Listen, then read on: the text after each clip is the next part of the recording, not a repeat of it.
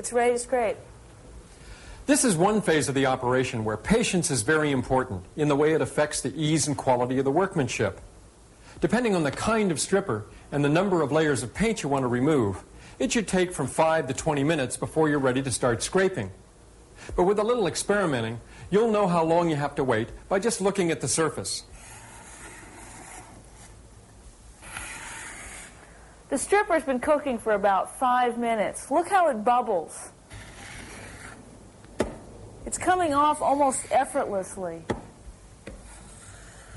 Now, you always want to let the stripper do the work for you. After all, that's why you're using it. The optimum temperature for working with stripper is between 60 and 75 degrees. Look at how it is softening and lifting the paint right off the wood. Now, there's no need to laboriously chisel it off. Any direct pressure can scrape or gouge the wood you're trying to preserve.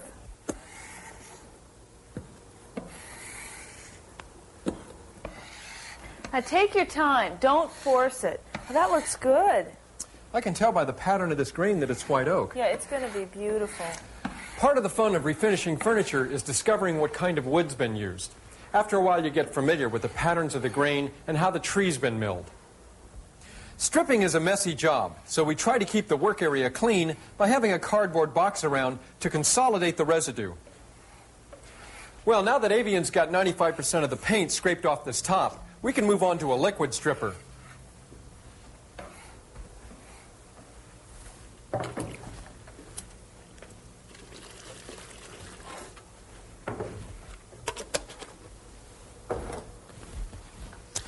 Here again, I'm using this old brush. It's important to keep the surface of the wood moist while you're working. Otherwise, this stripper tends to dry up.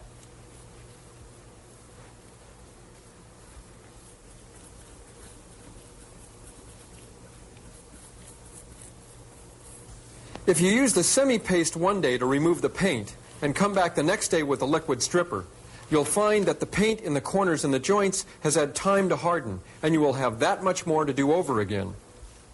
Best to plan your time so you can finish stripping all the areas that you start. Well, I've let this set up for a little while, and I'm going to take my steel wool and start... Choose your weapon. Aha, so this is where the toothbrush comes in. And remember, this is a brass bristled brush, which is softer than steel. Brass is a softer metal and won't scratch the surface of the wood. This is a little trick Roger Albertson showed me. Great, I'll try it.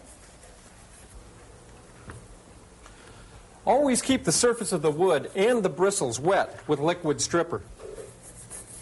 Not only does it get into the corners, but the bristles don't get caught in the wood like steel wool. And you can work a lot faster and with greater ease and less expense. See how it works the paint out of the carvings.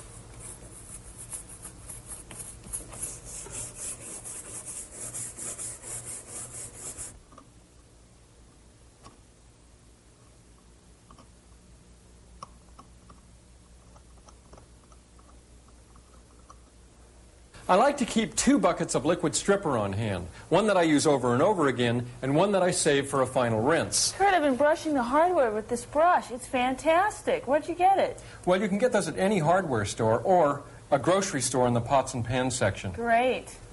Once you've broken up the remaining pieces of paint with the brass bristles, an old paintbrush makes a pretty good agitation tool.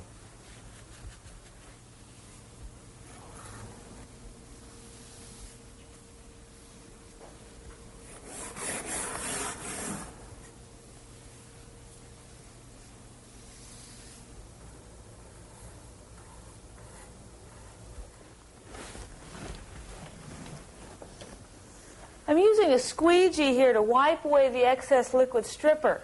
Yeah, it's best to get a non-painted squeegee. That way the chemicals in the solvent won't strip its paint too.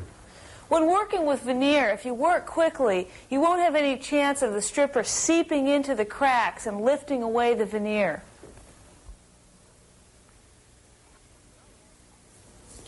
Now that all this paint is removed, I'm going over this frame with a final wash of liquid stripper. It acts as a final rinse and will remove all the film. See this? It's called paint haze, and it's caused by a little bit of paint in the solvent.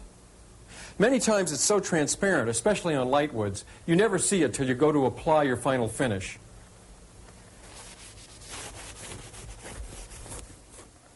One good way to get into the cracks is to take a paper towel and wrap it around a putty knife like this. And these paper towels do a great job of soaking up the stripper, and they're cheaper than rags. Here's a neat trick. This is a standard medical syringe with a 20-gauge needle, and we filled it with carpenter's glue. And this will help us get the glue underneath this piece of veneer.